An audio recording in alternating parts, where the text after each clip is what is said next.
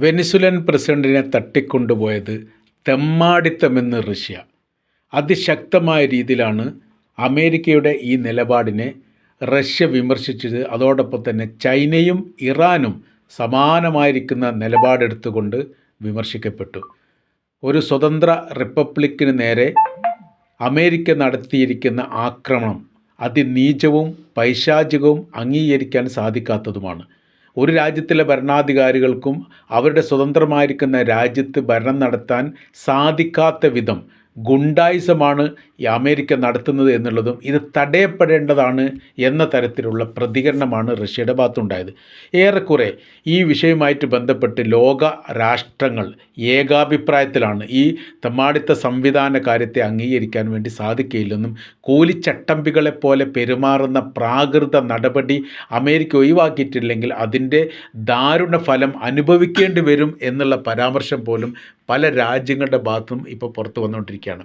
അപ്പോൾ ഇതിന് അനുസൃതമായിരിക്കുന്ന സംവിധാന കാര്യങ്ങൾ ഒരുക്കിയത് എങ്ങനെയെന്നുള്ളതും എങ്ങനെയാണ് ഇതിനെ സാഹചര്യങ്ങൾ സൃഷ്ടിക്കപ്പെട്ടത് എന്നുള്ളത് സമഗ്രമായ രീതിയിൽ അന്വേഷണം നടത്തണം എന്ന റിപ്പോർട്ട് പുറത്തു വന്നു. അഥവാ അവിടുത്തെ സൈനികരുടെ സഹായത്തോട് കൂടിയിട്ടാണ് ഇത്തരം നീചമായിരിക്കുന്ന പ്രവർത്തനങ്ങൾ അമേരിക്ക ചെയ്തത് എന്നുള്ളതും ഒരു അമേരിക്കൻ സൈനികർ പോലും മരണപ്പെടുകയോ പരിക്കേൽക്കുകയോ ചെയ്യാത്ത വിധം അത്രക്ക് വലിയ രീതിയിലുള്ള ആസൂത്രണം ചെയ്തുകൊണ്ട് ഒറ്റുകാരെ ഉപയോഗപ്പെടുത്തിക്കൊണ്ടുള്ള പ്രവർത്തനമാണ്. അവിടെ നടത്തിയിരിക്കുന്ന സ്ഫോടനം എന്ന് പറയുന്നതെല്ലാം അത് വ്യാജമായിരിക്കുന്ന സ്ഫോടനമാണ്. ആളില്ലാത്ത സ്ഥലത്തോ ഈ തകർന്ന ബിൽഡിങ്ങിലോ സ്ഫോടനം നടത്തിക്കൊണ്ട് ഒരു പരിഭ്രാന്തി സൃഷ്ടിക്കുന്ന ഒരു പ്രവർത്തനം ചെയ്തുകൊണ്ടാണ് രാജ്യത്തിൻ്റെ അകത്തേക്ക് അമേരിക്ക പ്രവേശിച്ചത്. ഇതൊരിക്കലും അംഗീകരിക്കാൻ വേണ്ടി സാധിക്കുകയില്ല. ഇതിന് അമേരിക്ക ഉത്തരം പറയുക തന്നെ വേണം. ഒരു രാജ്യത്തിൻ്റെ പ്രസിഡന്റിനെ പിടിച്ചു കൊണ്ടുവന്ന് മറ്റൊരു രാജ്യത്ത് വിചാരണ ചെയ്യുക എന്ന് പറഞ്ഞാൽ അത് അംഗീകരിക്കാനോ ന്യായീകരിക്കാനോ സാധിക്കാത്ത സംഭവമാണെന്നും ഇത്തരം പ്രവർത്തനങ്ങൾ ചെയ്യുന്നതെല്ലാം ഒന്നുകിൽ മുസ്ലിം രാജ്യങ്ങൾക്ക് നേരെയോ അതല്ലെങ്കിൽ കമ്മ്യൂണിസ്റ്റ് രാജ്യങ്ങൾക്ക് നേരെയോ മാത്രമാണ്. ബാക്കി എല്ലാത്തിനെയും അവർ ഒഴിവാക്കുക എന്നുള്ളത് സ്വാഭാവികമാണ്.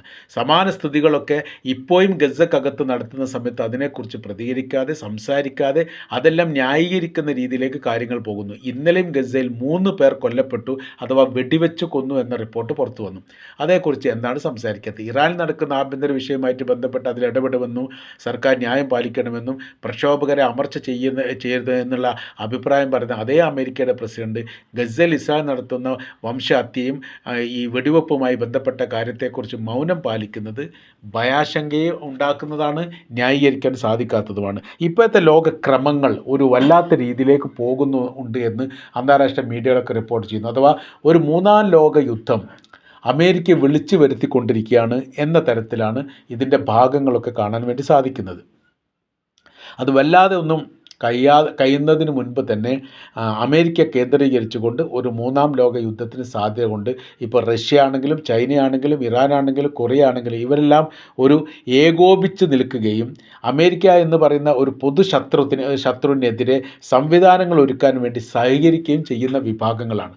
അതുകൊണ്ട് വളരെ വിപുലമായിരിക്കുന്ന ആയുധ ശേഖരങ്ങളും സംവിധാനങ്ങളും ഈ രാജ്യങ്ങളെല്ലാം ഒരുക്കിയിട്ടിരിക്കുന്നു എന്നാണ് മനസ്സിലാക്കാൻ വേണ്ടി പറ്റുന്നത്.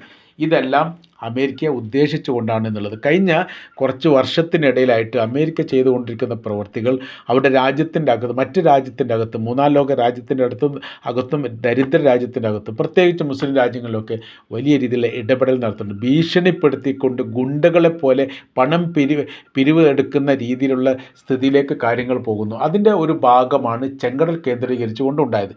ചെങ്കടൽ അമേരിക്കയുടെ പ്രസിഡൻ്റായിരുന്ന ജോ ബൈഡൻ എന്ന് പറഞ്ഞിരിക്കുന്ന കാര്യം ഈ മേഖല കേന്ദ്രീകരിച്ചുകൊണ്ട് ഏത് രാജ്യത്തേക്കും സ്വതന്ത്രമായ രീതിയിൽ കപ്പൽ സഞ്ചാരം നടത്താൻ വേണ്ടിയിട്ട് തങ്ങൾ അനുമതി നൽകിയിരിക്കുന്നു, തങ്ങൾ അതിന് സുരക്ഷ നൽകുമെന്നുള്ളതാണ്. പണം വാങ്ങിക്കൊണ്ട് സുരക്ഷ നടത്തുന്ന ഗുണ്ടകളെപ്പോലെയാണ് പെരുമാറിയത്. പക്ഷേ അവിടെ അമേരിക്ക പിടിച്ചു നിൽക്കാൻ വേണ്ടി സാധിച്ചിട്ടില്ല. അമേരിക്കയുടെ കപ്പൽ പോലും അമേരിക്കക്ക് സുരക്ഷിതമാക്കാൻ പറ്റാത്ത വിധം ഈ യമനിൽ നിന്ന് ശക്തമായിരിക്കുന്ന ആക്രമണമാണ് ഉണ്ടായത്.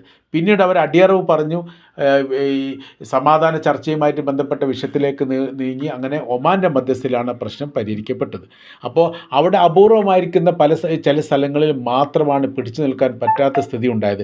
മറ്റുള്ള എല്ലാ സ്ഥലത്തിലും അതായത് ഇറാഖിൽ തുടങ്ങി ലിബിയ വഴി സുഡാനിലൂടെ ഈ സിറിയയിലൂടെ പിന്നീട് ഈജിപ്തിലെത്തിയിരിക്കുന്ന ഭരണമാറ്റങ്ങളും അല്ലെങ്കിൽ ഭരണാധികാരികൾ കൊലപ്പെടുത്തുന്നതോ അല്ലെങ്കിൽ നാട് വിട്ടു പോകുന്ന സാഹചര്യങ്ങൾ സൃഷ്ടിക്കുന്നതോ ആയിരിക്കുന്ന എല്ലാ സംഭവങ്ങളും ഈ മേഖല കേന്ദ്രീകരിച്ചുകൊണ്ട് അമേരിക്ക ഉണ്ടാക്കിയിട്ടുണ്ട്. ഇത് അംഗീകരിക്കാൻ സാധിക്കുകയില്ല എന്ന് തന്നെയാണ് റഷ്യ പറയുന്നത്.